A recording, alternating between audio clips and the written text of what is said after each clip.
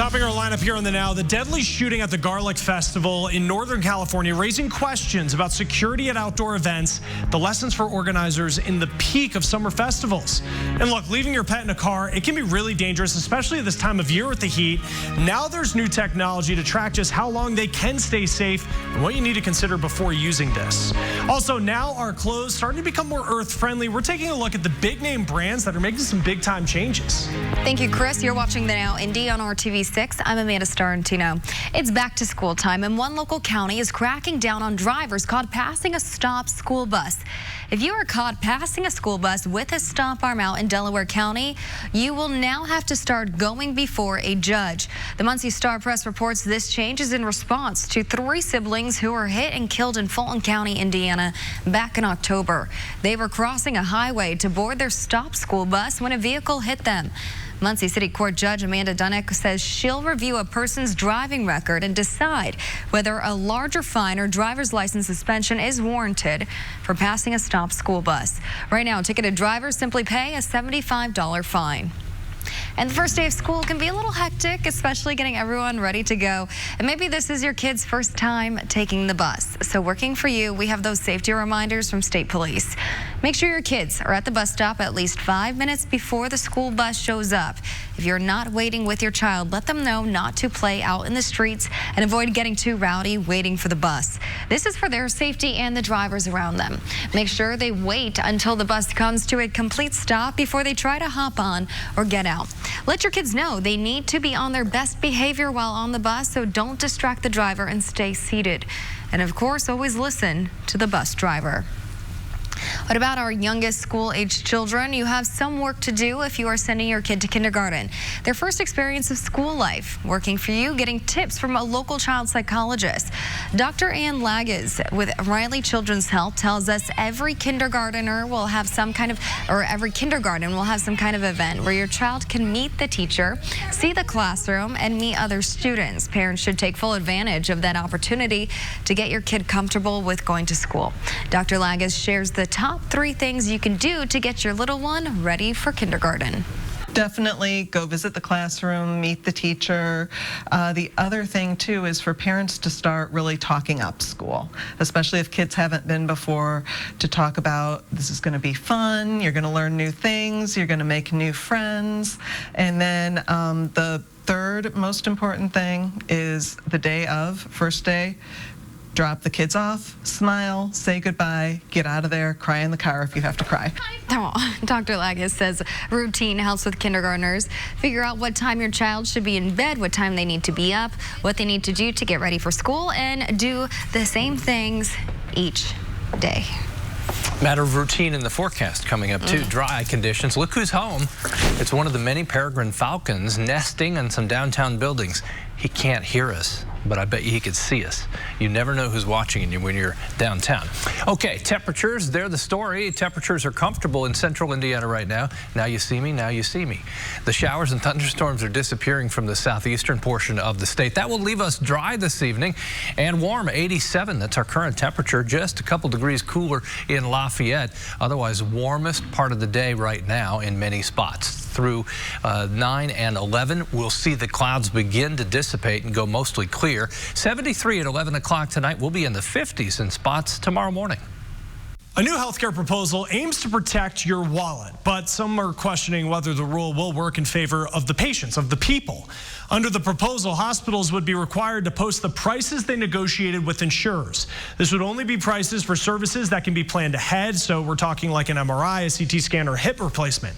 Usually the prices negotiated with insurers are far less than what patients are charged, meaning they end up paying a big difference. The Trump administration says under this rule, hospitals would be forced to compete and eventually prices would drop, but there are hospitals and insurers saying it would actually have the opposite effect. The group America's Health Insurance Plans tells the New York Times once hospitals learn what other hospitals are charging for services, they'll refuse to go lower than those prices. Now, other critics say that even if prices are posted online, the average person would not necessarily understand just how much they would end up paying.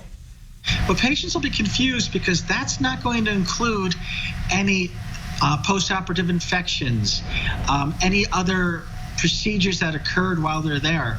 So while the price transparency is good, patients need to keep into mind that when you're in the hospital, an infection can occur. Some secondary issue may arise. Now, the rule is expected to take effect in January and will likely be challenged in court. Scientists are raising concerns over the vape juice in e-cigarettes. Now, they think that e-cig liquids can cause damage if they're on the shelf for too long. The chemicals are similar to those that are used to flavor some foods. They could potentially damage someone's lungs. Scientists aren't really sure at this point any more information. They say more research is needed. Let's start the Now News feed. Homeland Security is warning that pilots of small planes, well, hackers could try and get into their flight systems.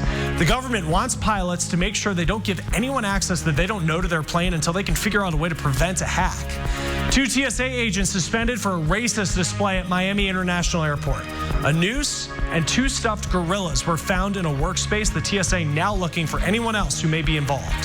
Hawaii preparing for the possibility of a hurricane. Eric could impact the state by the end of the week. Forecasters are thinking the storm will lose some strength tomorrow, but they do expect it to have an impact on Thursday or Friday. Still ahead in our lineup, the deadly shooting at the Gilroy Garlic Festival is raising concerns about security at outdoor events just like this. We're going to talk about some of the lessons for organizers as we are in the peak of summer festival season. Keller and Keller.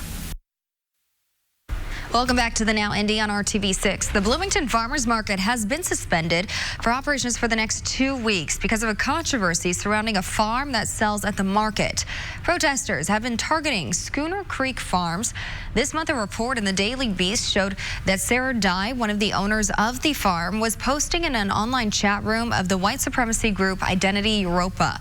The Daily Beast obtained leaked chat logs outing Dye and Schooner Creek co-owner Douglas Mackey as members of the group. Bloomington Mayor John Hamilton says the farmers market will be shut down for the next 2 weeks. He says it's because police identified increasing threats to public safety. From county fairs to concerts, food and street festivals, summer is peak outdoor event season. But as Corey Rangel shows us, the latest shooting at a California festival has event organizers rethinking security. Not even tall fencing and metal detectors could stop a gunman from getting into the Garlic Festival in Gilroy, California. Authorities say he cut a hole through a fence, snuck in, and opened fire, killing 3 and injuring 12 others. Barriers can delay, barriers can detect, but not all the time can a barrier stop. So, well, especially with a determined attacker. Jason Porter is a security expert with Pinkerton, a risk management firm. He urges organizers of outdoor events to review their security plans to see if any additional improvements can be made. You constantly got to be in a learning mode, constantly adapting and changing to the ever-changing risk environment, because it's in a constant state of flux from one week to the next.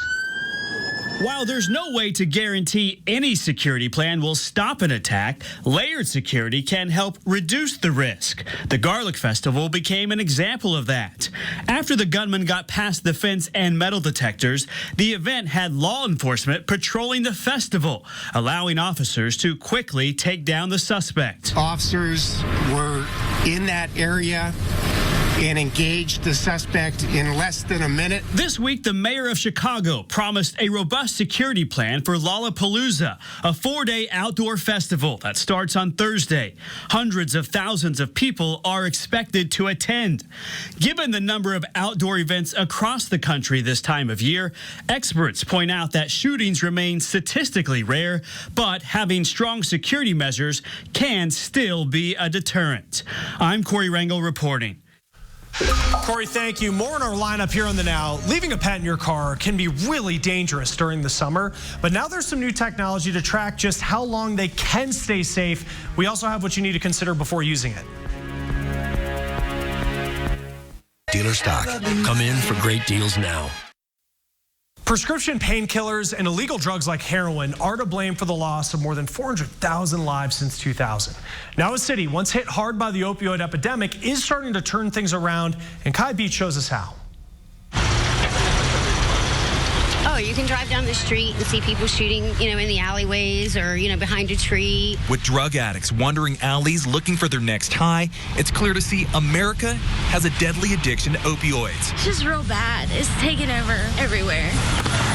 And Amy Sandifer has both the emotional and physical scars to prove it. Like right here in my hand, I had abscesses. That was an abscess to where they had to cut my arm open. Sandifer has overdosed dozens of times, saying she's lucky to be alive. I overdosed 35 times, but by the grace of God, I'm clean and sober now. And I didn't think I was going to make it. Here in the all-American city of Dayton, Ohio, leaders are calling opioid abuse an epidemic. Certainly, I described it then, and I still do. It was a mass fatality event. Montgomery County Coroner Dr. Kent Harshberger says 2 years ago, there were so many opioid-related deaths that his morgue ran out of space to store all the bodies. Our numbers were astronomical. We ended up with about 566 overdose deaths in this county, but we're a regional center, but we probably ended with close to 1,400 overdoses that we handled in 2017. During that time, Dr. Harshberger says up to 75% of all of his cases that his team handled were overdoses. Now, that number's down to 40%. Oh my gosh, America has a huge problem with opioids. Even though we're seeing some of the numbers begin to drop, it hasn't decreased the overall problem by any stretch. Helen Jones-Kelly, Executive Director of the Montgomery County Alcohol, Drug Addiction, and Mental Health Services, says despite the decrease in overdoses, people are still using and still dying from these drugs. Now, in an attempt to keep users alive, her team has changed its approach. We used to just turn our heads. Now we get involved, giving people information so that they hopefully won't use, but if they do, they use in a way that they don't die. Also helping save more lives is easier access to Narcan, which can reverse an overdose. But some say saving an addict only gives them another chance to do more drugs. It's a drug that, unfortunately, once it gets you, it gets you. After his prescription of pharmaceutical pills ran out, Daniel Duncan turned to the streets to fill the void. A lot of people here, like when they found out or I told them, they were like, not you, man, you're black.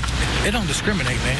After years of lying and stealing to feed his fix, Duncan was finally able to kick his opioid addiction, but only after serving time in jail. I say there is hope. Don't give up. Don't give up at all. You deserve much more than that. You're better than that, and it can be done. I'm Kai Beach reporting. All right, Kai, thank you. Let's turn to the Now News feed. Robots are starting to take on more jobs at stores, kind of the sign of the times. And now AT&T is working on a robot that would be able to identify items out of stock or need to be cleaned up, and it would be using 5G technology. Places like Walmart and giant grocery stores have already been testing out robots. There is a day for everything. We told you yesterday it was National Chicken Wing Day. Today's National Cheesecake Day. So if you're in the mood for a little dessert, there is some freebies and some deals out there for you. I mean, of course, Cheesecake Factory's doing something. It's offering cheesecake at 50% off. How about this for functional but fashionable at the same time? Sony developing wearable air conditioners. The device would slide into a pocket on the back of a special shirt you would wear. All of this is still in development right now, so it's not going to be able to help you out this summer, but it is expected to cost around $117. Thanks, Chris. Well, there is so much to do and see when you visit Disney World or Disneyland. It's easy to miss some things. Working for you, John Mettery shows us some of the biggest secrets at the park so you don't waste your money.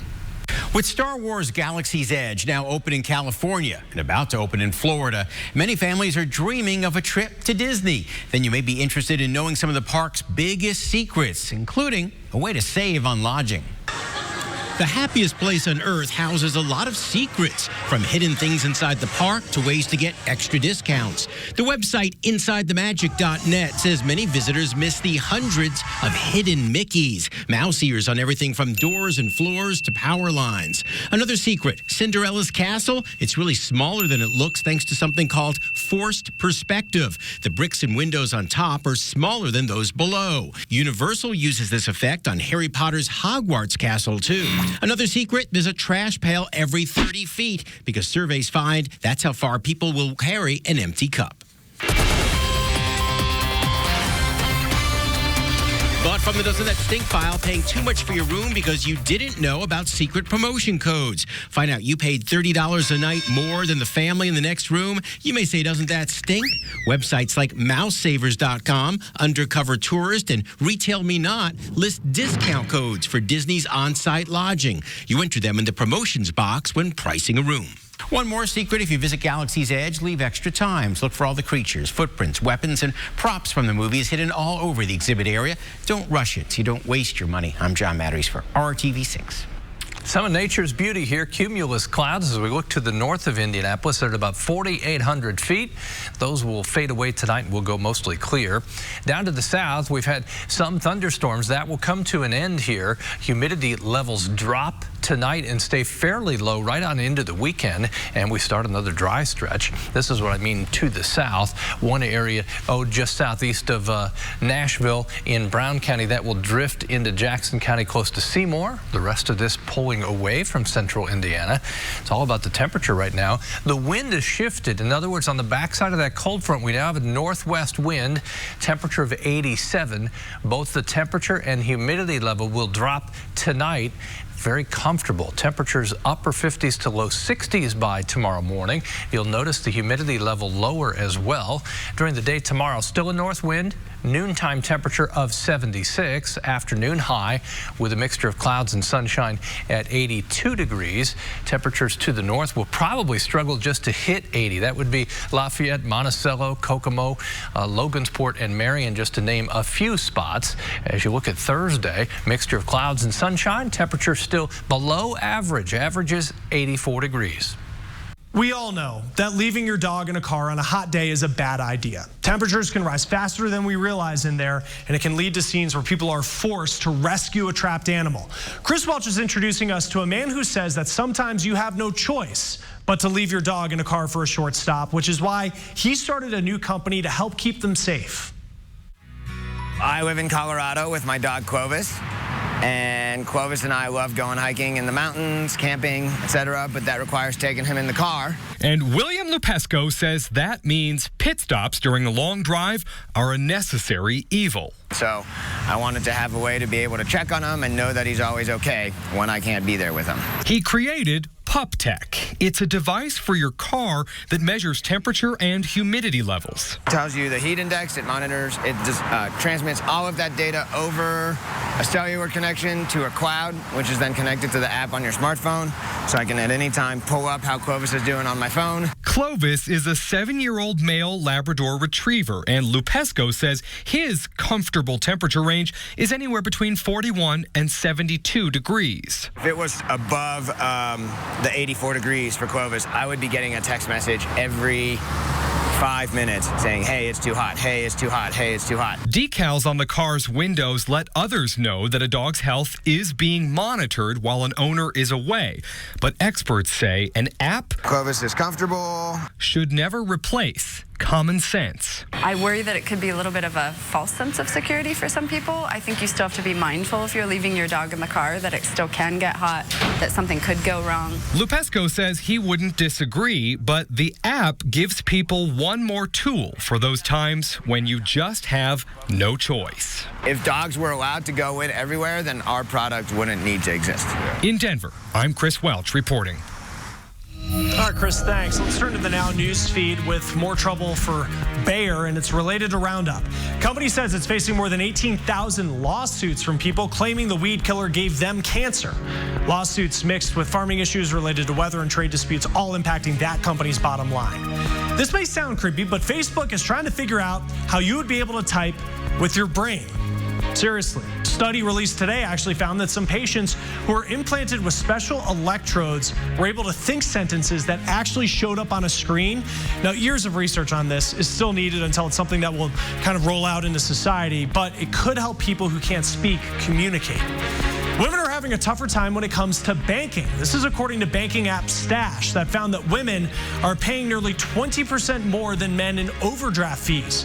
Found men pay about $182 a year in bank fees, women paying around $214. Stash's CEO says women earning less is a big reason behind this. All right, finally in our lineup, well, now our clothes are starting to get more earth-friendly. Yeah, not just straws. We're taking a look at some of the big-name brands making the changes.